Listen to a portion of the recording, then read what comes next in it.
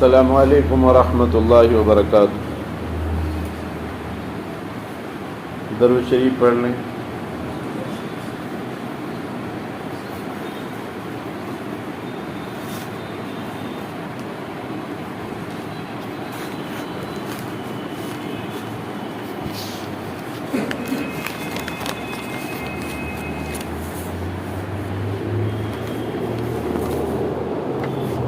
الحمد للہ وحدہ والصلاة والسلام علی سید الانبیاء والمرسلین وعلی آلہ واصحابہ وازواجہ وذریاتہ واہل بیتہ وسلم تسلیما کثیرا کثیرا، اما بعد فاعوذ باللہ من الشیطان الرجیم، بسم اللہ الرحمن الرحیم۔ لقد كان لكم في رسول الله أسوة حسنة۔ میرے عزیز و دوستو، بزرگوں، اللہ کا بے انتہا کرم ہوا، فضل ہوا کہ اللہ رب العزت نے ہمیں انسان بنایا اور ایمان کی توفیق نصیب فرمائی اور محمد رسول اللہ صلی اللہ علیہ وسلم کی امت میں پیدا فرمایا۔ ہمیں اس پر اللہ تعالیٰ کا بہت شکر ادا کرنا چاہیے۔ اللہ تعالیٰ نے ہمیں انسان بنایا اور پھر انسان بنانے کے بعد ایمان بھی عطا فرمایا اور پھر محمد رسول اللہ صلی اللہ علیہ وسلم کی امت میں پیدا فرمایا۔ اس پر ہمیں اللہ کا بہت شکر ادا کرنا چاہیے۔ بہرحال رسول اللہ صلی اللہ علیہ وسلم نے ارشاد فرمایا، اگر تم اپنی طرف سے 6 باتوں کی ضمانت دو تو میں تمہیں جنت کی ضمانت دیتا ہوں۔ اللہ کے رسول صلی اللہ علیہ وسلم نے امت کو ارشاد فرمایا کہ تم 6 باتوں کی ضمانت دو، میں تمہیں جنت میں جانے کی ضمانت اور گارنٹی دیتا ہوں۔ سب سے پہلے اللہ کے رسول صلی اللہ علیہ وسلم نے ارشاد فرمایا، جب بولو تو سچ بولو۔ اللہ تعالیٰ قرآن میں فرماتا ہے، سچ بولو، سچوں کے ساتھ رہو۔ اور اللہ کے رسول صلی اللہ علیہ وسلم نے ارشاد فرمایا، سچ بولو، جب بھی بولو سچ بات کرو۔ سچے آدمی کی سماج میں کتنی عزت ہوتی ہے، لوگ اس کی کتنی عزت کرتے ہیں، اور سچا بننے کے لیے ہمیں کتنے سال سچ بولنا پڑتا ہے، تب لوگوں میں چرچا ہوتا ہے کہ فلاں آدمی سچا ہے۔ اور اگر اس دوران ہم نے ایک بھی جھوٹ بول دیا تو پوری سچائی، اتنی محنت بیکار چلی جاتی ہے۔ سماج میں سچوں کی بہت عزت ہے، اور اللہ کے نزدیک بھی ایسے لوگوں کی عزت ہے جو سچ بولتے ہیں۔ اور رسول اللہ صلی اللہ علیہ وسلم نے تو ارشاد فرمایا، جو سچ بولے میں اس کو جنت میں جانے کی گارنٹی دیتا ہوں۔ تو میرے بھائیو، ہم لوگ سچ بولے۔ کتابوں میں لکھا ہے، بچوں کو پڑھائی جاتی تھی، بچپن میں ہم نے پڑھا تھا، ایک چرواہا تھا، وہ بکریاں چراتا تھا، بکری چرا کر آتا تو گاؤں والوں کو کہتا کہ میری بکریوں کو بھیڑیا لے گیا، بھیڑیا لے گیا۔ گاؤں والے آتے، دیکھتے تو کوئی بھیڑیا نہیں تھا اس کی بکریوں کے پاس۔ پھر وہ ہنستا تھا، کہتا تھا میں نے تو ہنسی میں تم سے ایسا بولا تھا، یعنی وہ بہت جھوٹ بولتا تھا۔ ایک دن کیا ہوا، وہ بکری چرانے گیا اور سچ مچ میں اس کی بکریوں کو بھیڑیے نے کھا لیا۔ اب اس نے شور مچایا کہ میری بکری کو بھیڑیا لے گیا، بھیڑیا لے گیا۔ لیکن لوگوں نے اس کی بات کو غلط سمجھا کہ روزانہ یہ ہنسی مذاق کرتا ہے، جھوٹ بولتا ہے، آج بھی اسی طرح جھوٹ بول رہا ہوگا۔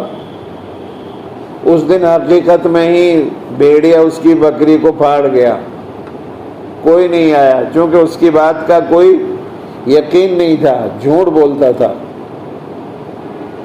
تو اس لیے میرے بھائیوں، جب آدمی جھوٹ بولتا ہے تو اس جھوٹ میں اتنی سڑاند اور بدبو ہوتی ہے کہ میلوں دور فرشتے اس سے چلے جاتے ہیں اس کے جھوٹ کی سڑاند کی وجہ سے۔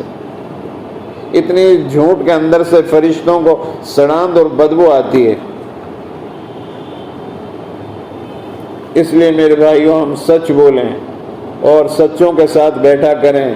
سچی مجلسوں میں جہاں پر سچ بولنے کی تلقین ہوتی ہو، اس طرح کی مجلسوں میں اپنا وقت گزاریں۔ اللہ تبارک و تعالیٰ قرآن میں فرما رہا ہے سچ بولو، سچوں کے ساتھ رہو۔ اللہ کے رسول صلی اللہ علیہ وسلم نے ارشاد فرمایا جب بھی بولو سچ بولو، سچ کے علاوہ کچھ نہیں۔ کم بولو، سچ بولو، سچ بولو، جھکتا تولو۔ تو انشاءاللہ وعدہ کرو کہ ہم انشاءاللہ سچ بولا کریں گے۔ دوسری بات اللہ کے رسول صلی اللہ علیہ وسلم نے ارشاد فرمائی جب امانت تمہارے پاس رکھی جائے تو اس کو ادا کرو۔ دیکھو آپ صلی اللہ علیہ وسلم مکہ کے اندر ہیں اور مشرکین مکہ آپ صلی اللہ علیہ وسلم کے لائے ہوئے دین کو قبول نہیں کر رہے ہیں، لیکن آپ کو سچا کہتے تھے وہ لوگ، اور آپ صلی اللہ علیہ وسلم کے پاس اپنا سامان، اپنی امانتیں رکھواتے تھے، اور پورے مکہ میں، پورے عرب میں چرچا تھا کہ محمد سچے ہیں، امین ہیں، صادق ہیں، یہ چرچا تھا۔ حالانکہ مشرکین مکہ نے آپ صلی اللہ علیہ وسلم کے لائے ہوئے دین کو قبول نہیں کیا تھا، لیکن اس کے باوجود آپ صلی اللہ علیہ وسلم پر یقین کرتے تھے کہ محمد جو ہے سچ بولتے ہیں اور امین بھی ہیں، امانت میں خیانت نہیں کرتے۔ پورے مکہ کی امانتیں آپ کے پاس رکھائی جاتی تھی۔ جب آپ صلی اللہ علیہ وسلم کو اللہ نے حکم دیا کہ اب آپ مکہ سے چلے جاؤ ہجرت کر کے، اللہ کا حکم ہو گیا، رسول اللہ صلی اللہ علیہ وسلم جو ہے ہجرت کرنے کا ارادہ فرمایا تو علی رضی اللہ تعالیٰ عنہ کو بلایا اپنے گھر پر، اور علی کو سمجھایا کہ یہ امانت مکہ کے فلاں آدمی کی ہے میرے پاس، اس کو اس تک پہنچانا ہے تمہیں، اور یہ امانت مکہ کے فلاں آدمی کی ہے، اس کو اس تک پہنچانا ہے، اور یہ امانت تیسری فلاں آدمی کی ہے، اس کو پہنچانا ہے۔ ساری امانتیں حضرت علی کے سپرد کی اور فرمایا ان امانتوں کو ان لوگوں تک پہنچا دینا جن جن کی یہ امانتیں ہیں میرے پاس۔ علی میں تمہیں اس کا ذمہ دار بناتا ہوں، تمہاری ذمہ داری ہے میرے بعد تم یہ امانتیں ان کے گھروں تک ان تک پہنچا دینا۔ اور پھر فرمایا کہ ان امانتوں کو پہنچانے کے بعد تم بھی مدینے چلے آنا۔ اب آپ صلی اللہ علیہ وسلم تو اس رات میں نکل گئے، اور علی رضی اللہ تعالیٰ عنہ آپ کے بستر پر آپ کی چادر کو اوڑھ کر لیٹ گئے، اور ادھر چاروں طرف آپ کے گھر کے پہرے لگا ہوا ہے کہ محمد صلی اللہ علیہ وسلم کو جو ہے نعوذ باللہ ختم کر دیا جائے۔ اللہ تعالیٰ نے آپ کی حفاظت فرمائی، آپ تو نکل گئے، صبح ہوئی تو جو چاروں طرف گھر کے پہرے دار کھڑے تھے آپ کو مارنے کے لیے، وہ آپ کے گھر کے اندر آئے صبح کے وقت میں، اور چادر اٹھائی تو علی رضی اللہ تعالیٰ عنہ نکلے۔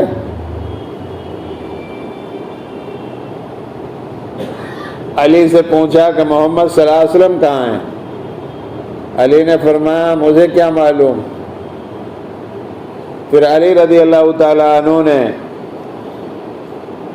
صبح سب کی امانتیں واپس کر دی، جو رسول اللہ صلی اللہ علیہ وسلم کے پاس امانتیں تھیں لوگوں کی، اور علی رضی اللہ تعالیٰ عنہ کو ذمہ دار بنایا تھا آپ صلی اللہ علیہ وسلم نے، علی رضی اللہ تعالیٰ عنہ نے سب کی امانتیں واپس کر دی۔ ایک بات یہ ذہن میں آتی ہے کہ اس رات میں بڑا خطرہ تھا، علی کو نیند نہیں آنی چاہیے تھی بستر پر، کہیں آپ صلی اللہ علیہ وسلم کے بدلے میں مجھے نہ مار دیں مشرکین مکہ، چونکہ خطرہ کی رات تھی، وہ تو کھڑے ہی اس لیے تھے، تو نیند تو نہیں آنی چاہیے تھی علی کو، لیکن وہ فرماتے ہیں کہ مجھے اس رات میں اتنی گہری نیند آئی کہ اتنی گہری اور سکون والی نیند پوری زندگی نہیں آئی۔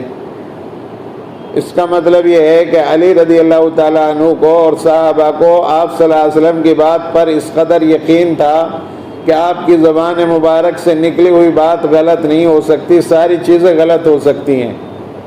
آپ نے مجھ سے کہہ دیا ہے کہ یہ امانتیں واپس کر دینا اور تم بھی مدینہ چلے آنا، تو علی کا یقین پکا ہو گیا کہ جب تک میں مدینہ نہیں پہنچ جاؤں گا مجھے کوئی مار نہیں سکتا، موت نہیں آ سکتی۔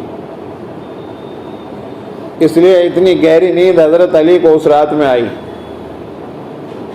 بہرحال ہمیں اپنے نبی کی بات پر اتنا یقین ہونا چاہیے۔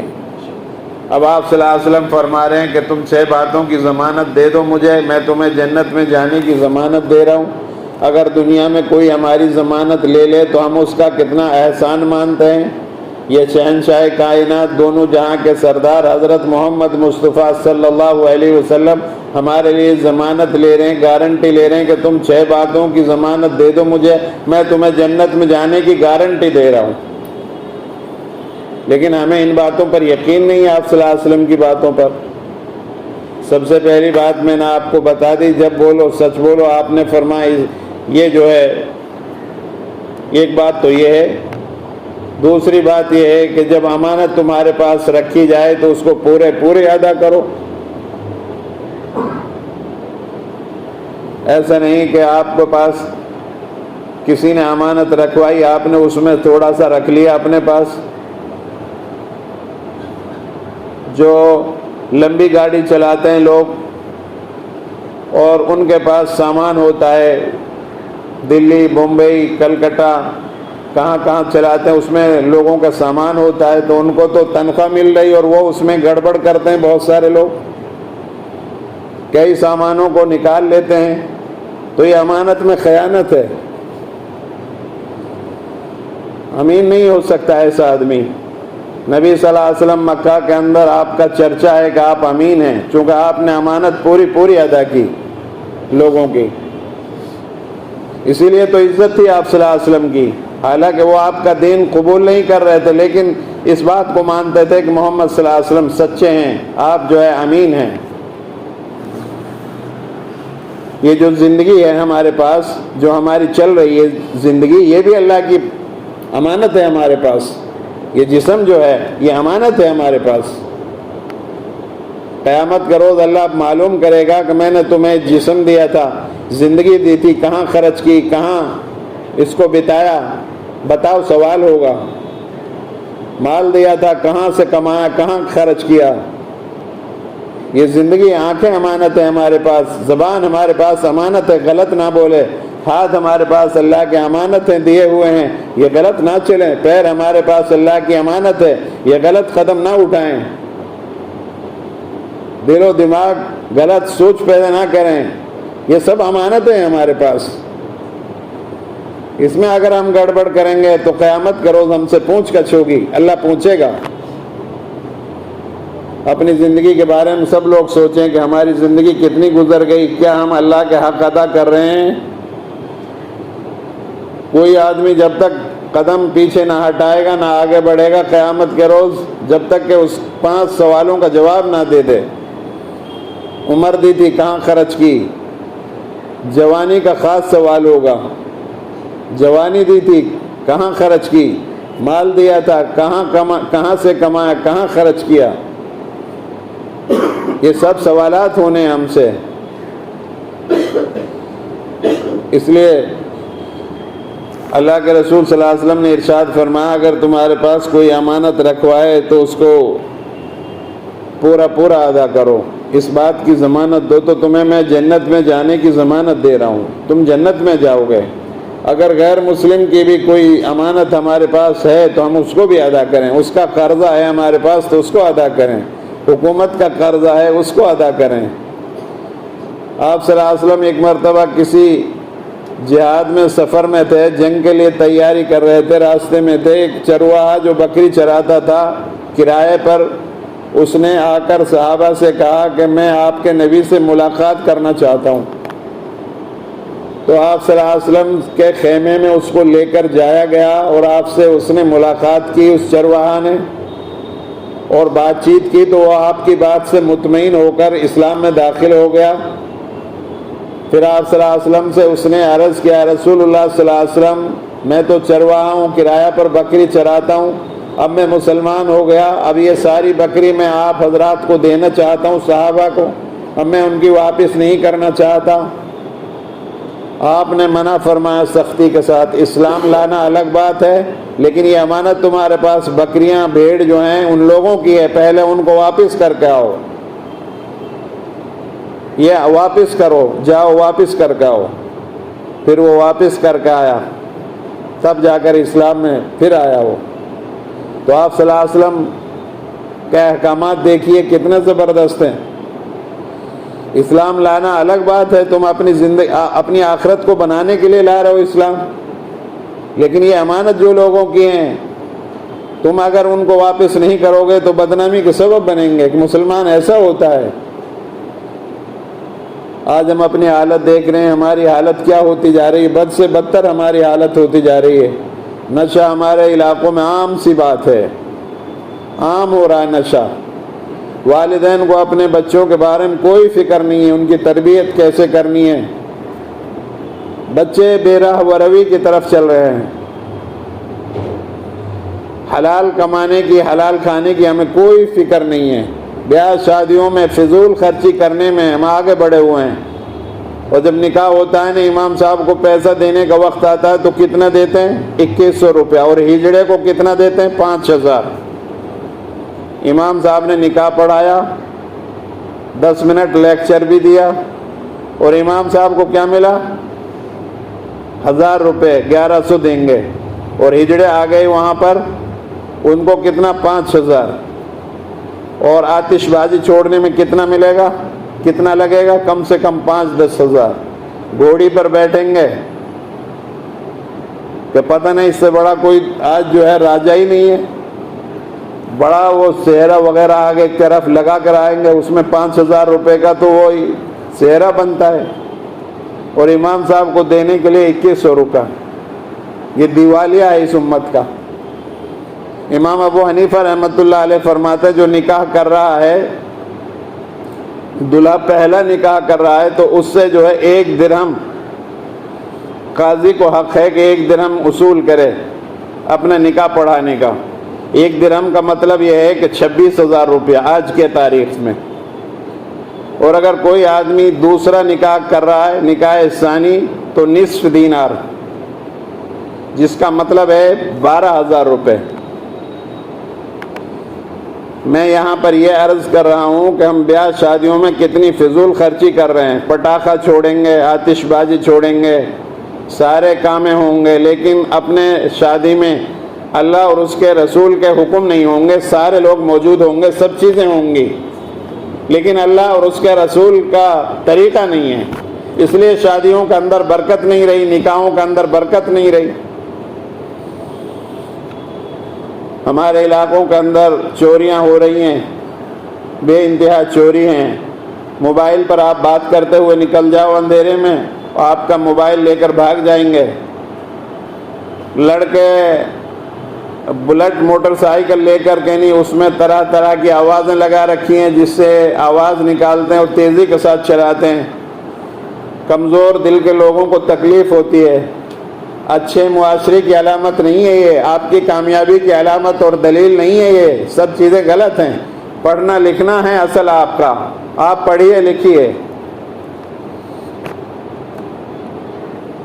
ہمارے خلاف چرچے چل رہے ہیں میرے بھائیوں، سمجھو، غلط قدم نہ اٹھاؤ، غلط زبان سے بات نہ کرو، بڑے سوچ سمجھ کر کے نہیں چلو، زندگی گزارو۔ بہرحال تمام خرافات، بدعات، برائی، رسم و رواج کو ختم کرو، اتحاد پیدا کرو اپنے اندر، اور نبی صلی اللہ علیہ وسلم نے جو فرمایا اس پر عمل کرو۔ آپ صلی اللہ علیہ وسلم نے فرمایا 6 باتوں کی ضمانت دو، میں جنت میں جانے کی گارنٹی دیتا ہوں، تم جنت میں جاؤ گے۔ ایک تو یہ کہ جب بولو سچ بولو، دوسرا امانت تمہارے پاس رکھوائی جائے اس کو پورا ادا کرو، تیسرا جب وعدہ کرو تو پورا کرو۔ ہم کتنے وعدے کرتے ہیں صبح سے شام تک، لیکن پورا نہیں کرتے اس کو۔ وعدے کا وفا کرنا یہ مومن کی علامت ہے، وعدے کو پورا کرنا اور وعدے کے مخالفت کرنا یہ منافق کی علامت ہے، یہ اس کی نشانی ہے۔ آپ صلی اللہ علیہ وسلم نبوت سے پہلے ابھی جوان ہیں، 40 سال کے نہیں ہوئے، نبوت سے پہلے ایک بازار میں کھڑے ہو کر کوئی سامان بیچ رہے تھے، تجارت کرتے تھے آپ صلی اللہ علیہ وسلم۔ ایک آدمی یہودی آپ کی خدمت میں آتا ہے، کہتا ہے کہ یہ سامان میں خرید رہا ہوں آپ سے، اور یہ رقم لے لو کچھ، اور باقی میں گھر سے لے کر واپس آتا ہوں۔ آپ نے سامان دے دیا، اب وہ یہودی اپنے گھر جا کر بھول گیا، 3 دن کے بعد اسے یاد آیا کہ میں نے کسی سے وعدہ کیا ہے۔ 3 دن کے بعد وہ آیا آپ کے پاس اسی بازار میں، تو آپ کو وہیں کھڑا ہوا پایا، اور آپ نے اس کو کچھ نہیں فرمایا، صرف اتنا فرمایا کہ میں 3 دن سے تمہارا یہاں کھڑا ہو کر انتظار کر رہا ہوں، تم نے مجھے مشقت میں ڈال دیا۔ ہم ہوتے تو کیا کرتے آپ اندازہ لگاؤ، گریبان پکڑتے اس کا، لیکن آپ صلی اللہ علیہ وسلم نے کچھ نہیں بولا اور اس کا انتظار کیا 3 دن تک۔ جب آپ کو کوئی ضرورت پیش آتی تو برابر والے دکاندار سے کہہ کر جاتے تھے کہ کوئی صاحب آئیں تو بتانا میں فلاں جگہ جا رہا ہوں، ابھی آ جاؤں گا۔ اتنا نبوت سے پہلے بھی آپ وعدہ کے پکے تھے، نبوت کے بعد کتنا اونچا آپ کا مقام تھا، کوئی ناپ نہیں سکتا کسی پیمانے کے ساتھ۔ ایسا وعدہ کرو، کسی کا لیا ہے تو اس کو دو، وعدہ کرو، پورے کرنے کی کوشش کرو۔ آج ہم وعدے پر وعدہ کیے چلے جاتے ہیں، اپنے ملازمین ہیں، اپنے کام کرنے والے ہیں، کسی کو پیمنٹ دینی ہے، کل دوں گا، پرسوں دوں گا، اپنا سارے کام ہو رہے ہیں، اور اس کا بیچارے کا رکا ہوا، اس کے بیوی بچوں کے لیے راشن نہیں ہے، اور وہ ہماری طرف نگاہ لگایا ہوا اپنا مانگ رہا ہے، اور ہم اس کا حق ادا نہیں کر رہے ہیں۔ تو وعدوں کو پورا کرو، اللہ کے رسول صلی اللہ علیہ وسلم نے فرمایا۔ چوتھی بات فرمائی، اپنی شرمگاہوں کی حفاظت کرو۔ نوجوان بچے غلط طریقے سے اپنی شہوت پوری نہ کریں۔ آپ نکاح کر لیں، نکاح جو ہے آسان بنایا اللہ کے رسول صلی اللہ علیہ وسلم نے، زنا مشکل بنایا۔ ہمارے یہاں گرل فرینڈ بوائے فرینڈ نہیں ہے، نکاح ہے۔ آج ہم اپنی دوستی جو نکاح کیے ہوئے ہیں وہ بھی ایک دوست رکھتے ہیں، یہ سب حرام ہے، ناجائز ہے۔ حدیث میں آتا ہے کوئی آدمی کسی عورت کے ساتھ تنہائی میں رہے، تیسرا وہاں 2 یہ ہیں تو تیسرا وہاں شیطان ہے، کسی نہ کسی دن ان دونوں کو شیطان برائی میں ملوث کر دے گا۔ آنکھوں کا دیکھنا غلط زنا ہے، زبان کا غلط بولنا زنا ہے، ہاتھوں کا غلط پکڑنا زنا ہے، پیروں کا غلط چلنا زنا ہے، دل کا غلط سوچنا زنا ہے۔ ایک صاحب آئے، کہنے لگے یا رسول اللہ صلی اللہ علیہ وسلم میں زنا کرنا چاہتا ہوں، اجازت دیجیے۔ آپ نے ارشاد فرمایا، اس کو ڈانٹا نہیں، فرمایا بھائی تو یہ چاہتا ہے کہ تیری بہن کے ساتھ کوئی زنا کرے؟ نہیں جی۔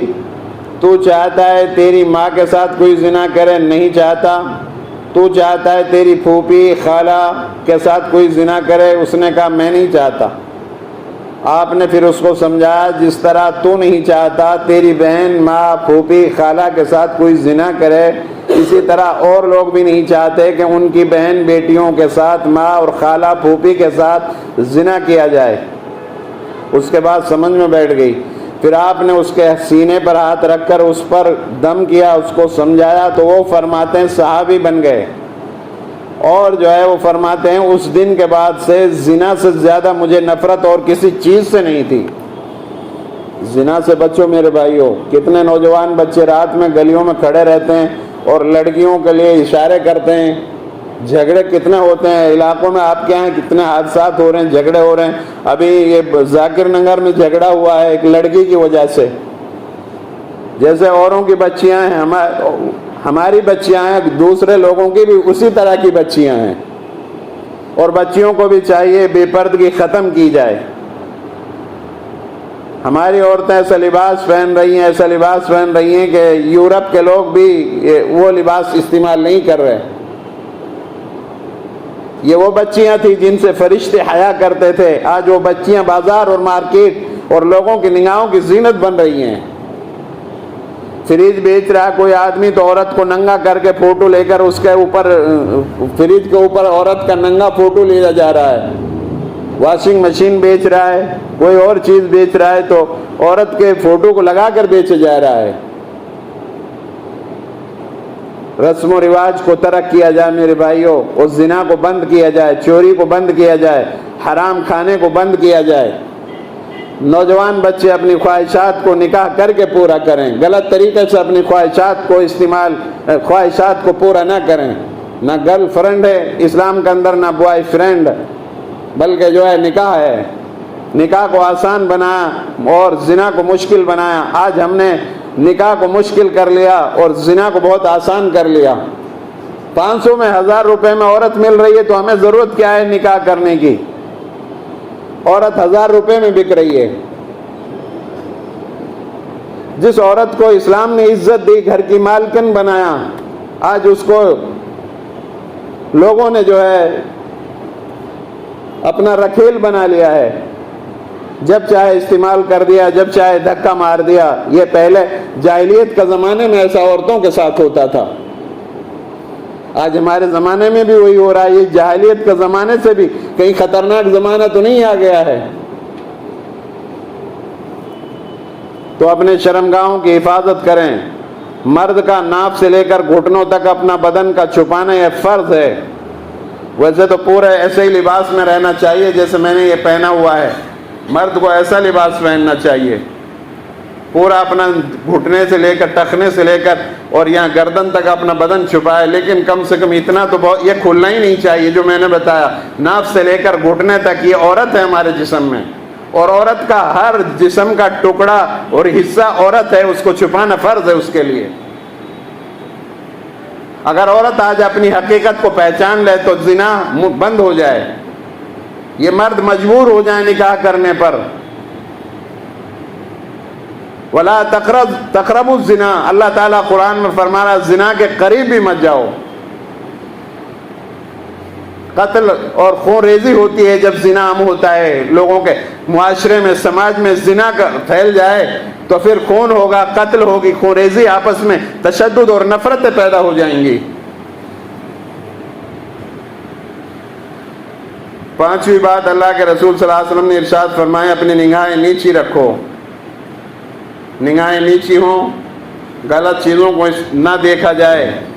ایک مرتبہ کسی کے اوپر آپ کی نظر پڑی, پہلی نظر معاف ہو سکتی ہے لیکن دوبارہ نظر ڈالنا یہ ناجائز ہو جائے گی. اپنی نگاہیں نیچی رکھی جائیں. 6ٹھی بات آپ نے فرمایا اپنے ہاتھوں کو دوسروں کو تکلیف دینے سے بچائے رکھو. یہ ہاتھ میں آج طاقت ہے, کل اس میں جو ہے کمزوری آ سکتی ہے. اللہ تعالیٰ بڑا دیکھنے والا ہے. ظلم نہ کریں اپنے ہاتھ سے, پیروں سے ظلم نہ کریں, زبان سے ظلم نہ کریں, قلم سے ظلم نہ کریں. اپنے ہاتھوں کو دوسروں کو تکلیف دینے سے بچانا ہے ہم لوگوں کو. کسی کو بھی کوئی تکلیف ہماری ذات سے نہیں پہنچنی چاہیے. کوئی کمزور ہے ہم سے, ہم طاقتور ہیں تو ہم کمزور کو نہ دبائیں. آج کمزوروں کو دبایا جا رہا ہے, اس لیے ملک کے اندر بے چینی ہے. ہر فرقے کا انسان, ہر مذہب کا انسان ڈرا ہوا ہے. ایک کو عزت دی جا رہی ہے, دوسرے کو نیچے دکھائے ذلیل کیا جا رہا ہے. اس لیے ملک کے اندر بے چینی ہے, بدامنی ہے, تشدد ہو رہا ہے, آپس میں نفرتیں ہیں قوموں کے اندر, مذہبوں کے اندر. لہذا ہمیں چاہیے کہ ہم اپنے معاشرے میں اور ہم اپنے آپ خود اپنے ہاتھوں کو دوسروں کو تکلیف دینے سے بچائیں, ورنہ اللہ تعالیٰ اس کا مواخذہ کرے گا. اگر ذرہ برابر ظلم کریں گے, قیامت کا روز ہمارے سامنے دکھایا جائے گا اور اس کا خمیازہ ہمیں بھگتنا پڑے گا. اچھے کام کریں, برے کاموں سے بچنے کی کوشش کریں. نوجوان بچے توبہ اور استغفار کریں, معافی اور تلافی کریں, قرآن مجید صبح شام پڑھیں, صدقہ اور خیرات کریں, اللہ سے معافی مانگیں, سجدے کریں. زلزلے آتے ہیں تو فوراً سجدے میں جانا چاہیے, توبہ کرنا چاہیے. اللہ تعالیٰ توبہ چاہتا ہے انسانوں سے. یہ اسباب, جب زلزلے کے اسباب پیدا ہوتے ہیں تو اللہ زلزلہ بھیجتا ہے, بیماریاں بھیجتا ہے, طرح طرح کی بیماریوں میں انسانوں کو مبتلا کر دیتا ہے. یہ ہمارے گناہوں کی اور بدعمالیوں کی وجوہ ہیں جو آج ہم بھگت رہے ہیں, نتیجے ہیں یہ ہمارے لیے. ہمیں سمجھنا چاہیے اور ہمیں سیدھے راستے پر آ جانا چاہیے، قرآن اور حدیث کے مطابق اپنی زندگی گزارنی چاہیے، اللہ اور اس کے رسول کی محبت ساری چیزوں سے زیادہ ہمارے دلوں میں پیدا ہو جانی چاہیے۔ اللہ سے دعا ہے اللہ رب العالمین مجھے بھی آپ سب کو عمل کرنے کی توفیق عطا فرمائیں۔ وآخر دعوانا ان الحمد للہ رب العالمین۔